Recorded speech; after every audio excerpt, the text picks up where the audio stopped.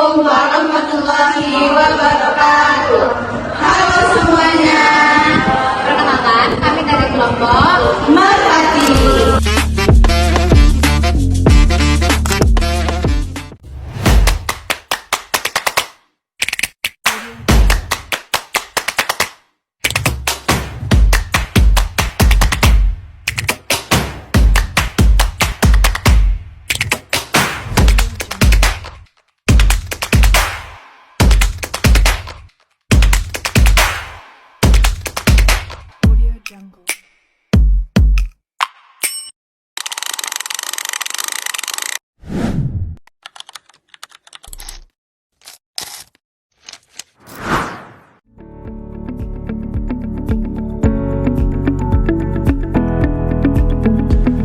Lingkungan hidup merupakan anugerah Tuhan yang sangat berharga bagi kehidupan manusia dan makhluk hidup lainnya.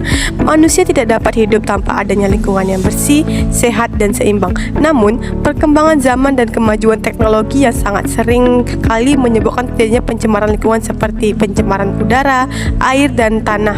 Pencemaran tersebut menimbulkan sebagai masalah, antara lain menurunnya kualitas kesehatan, kerusakan ekosistem, serta berkurangnya sumber daya alam yang dapat dimanfaatkan manusia.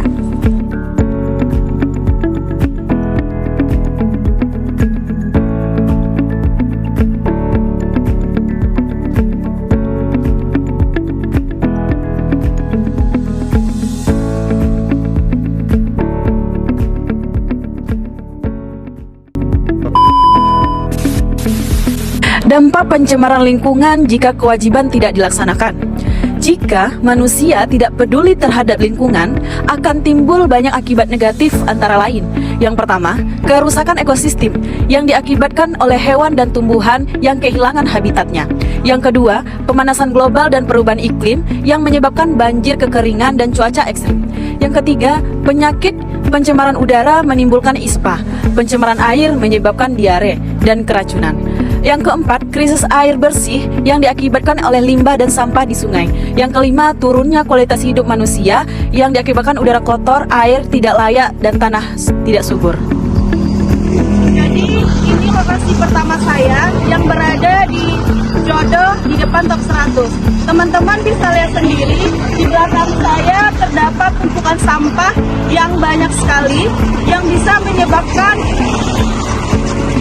kebanjiran, polusi udara yang kurang bagus, dan menghambat jalannya mobil dan motor. Akibat membuang sampah sembarangan bisa juga menyebabkan kebanjiran, air tergenang, dan kenyamanan warga yang berlalu lalang di area jalan ini. Baik, di sini saya bersama Bapak. Mohon maaf Pak, Bapak namanya siapa dan kerjanya apa? Nama saya Pak Ijam, saya kerja di pos Pasar Pagi Lama, Dagang Malam. Saya izin bertanya ya Pak tentang sekitaran sampah di sini. Menurut Bapak nih, bagaimana cara mengatasi sampah yang ada di jalan ini? Itu tergantung dari pemerintah lah kan. Kalau pemerintah tegas, ya mungkin nggak buang lagi sampah di jalan. Pertama, sampah-sampah di jalan ini tidak mengganggu jalan lalu lintas. Dan yang kedua itu menurut penyakit. Pendapat itu segerakan pemerintah ambil tindakan tegas dan masa sampah di jalan. Terus Pak, di sini saya juga ingin bertanya, cara mengedukasi warga agar tidak membuang sampah di sini itu seperti apa Pak?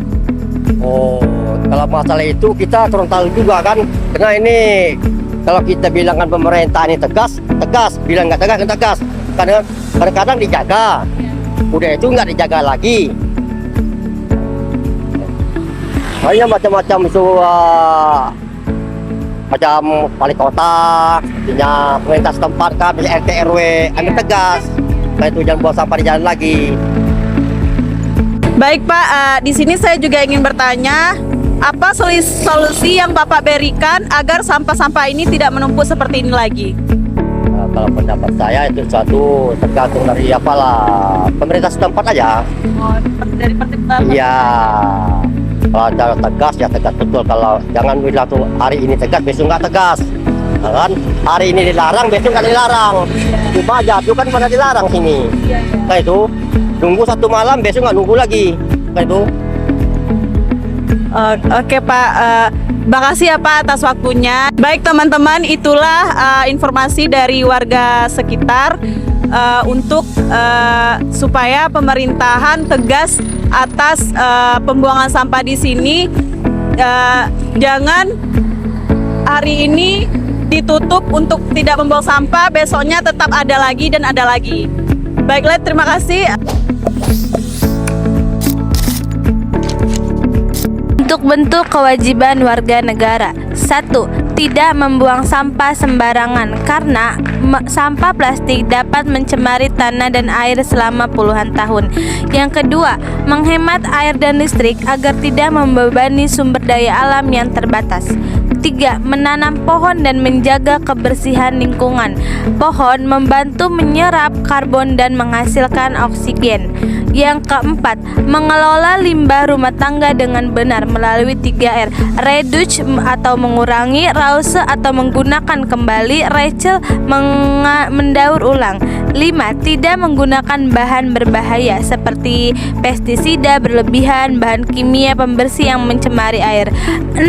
Ikut serta kegiatan sosial dan lingkungannya, misalnya kerja bakti, gerakan penghijauan, atau kampanye anti plastik. Baik teman-teman, saya sekarang sedang berada di lokasi kedua, tepatnya di dekat Samarinda, Pasar Jodoh. Bisa teman-teman lihat di belakang saya dan di samping saya banyak tumpukan-tumpukan sampah. Tumpukan-tumpukan sampah ini menyebabkan ketidaknyamanan untuk para pembeli dan pengunjung dari pengunjung ke pasar ini. Terus juga menyebabkan timbulnya bakteri atau kuman. Apalagi di sini kebanyakan penjual-penjual di sini menjual makanan dan lain sebagainya, dan itu sangat tidak bagus untuk kesehatan para pembeli yang membeli makanan di sini. Baik teman-teman, saya sekarang sedang bersama Bapak. Bapak boleh perkenalkan namanya? Boleh, Bapak Erwin. Izin saya bertanya, Pak. Bertanya apa? Bapak berjualan di sini udah berapa lama, dan selama Bapak berjualan di sini sampahnya Bapak buang kemana? Karena saya lihat tempat sampah di sini space-nya sangat terbatas. Oh, sampahnya dikumpulin lalu di pengambil sampahnya datang. Bagaimana tanggapan Bapak mengenai pembeli yang singgah atau berdatangan di pasar ini yang suka membuang sampah sembarangan, Pak? Kalau kami nampak kami marah. Nah, buanglah sampah pada tempatnya gitu. Solusinya bagaimana agar pengunjung di sini berinisiatif agar mereka membuang sampah di tempat yang sudah disediakan, Pak? Ya, itu harus dari pemerintahnya. Karena pemerintahnya yang harus membuat itu. Karena kan masyarakat kan sama-sama, kita pun penjual masyarakat. Sebelum saya menutup pertanyaan ini, bolehkah saya minta saran dan kritik dari Bapak? Sarannya ya tong sampahnya itu harus ada. Jadi bagi masyarakat yang datang, pengunjung yang datang bisa membuang sampah pada tempatnya. Baik Pak, terima kasih. Maaf sudah mengganggu waktunya. Semoga informasi ini sangat bermanfaat bagi saya dan teman-teman saya. Oke. Ada 3 jenis-jenis pencemaran lingkungan. Yang pertama, pencemaran udara yang disebabkan oleh asap kendaraan, industri, dan pembakaran sampah. Yang kedua, pencemaran air akibat limbah pabrik, sampah rumah tangga, dan pupuk kimia. Dan yang terakhir, pencemaran tanah. Pencemaran tanah karena limbah plastik, pestisida, dan bahan beracun. Peran pemerintah dan masyarakat dalam menjaga lingkungan. Menjaga lingkungan bukan hanya tugas individu, tetapi juga tanggung jawab bersama antara pemerintah, masyarakat, dan dunia usaha. Peran pemerintah menyusun peraturan tentang perlindungan lingkungan. Yang pertama, menindak pelaku pencemaran dan kerusakan alam. Yang kedua, mengadakan program reboisasi dan pengelolaan sampah. Yang ketiga, mendorong penggunaan energi ramah lingkungan atau energi hijau. Peran masyarakat melapor jika ada pencemaran atau pelanggaran lingkungan. Yang pertama, mengikuti program kebersihan dan penghijauan, meningkatkan kesadaran lingkungan sejak dini, atau melalui pendidikan mengubah gaya hidup menjadi lebih ramah lingkungan.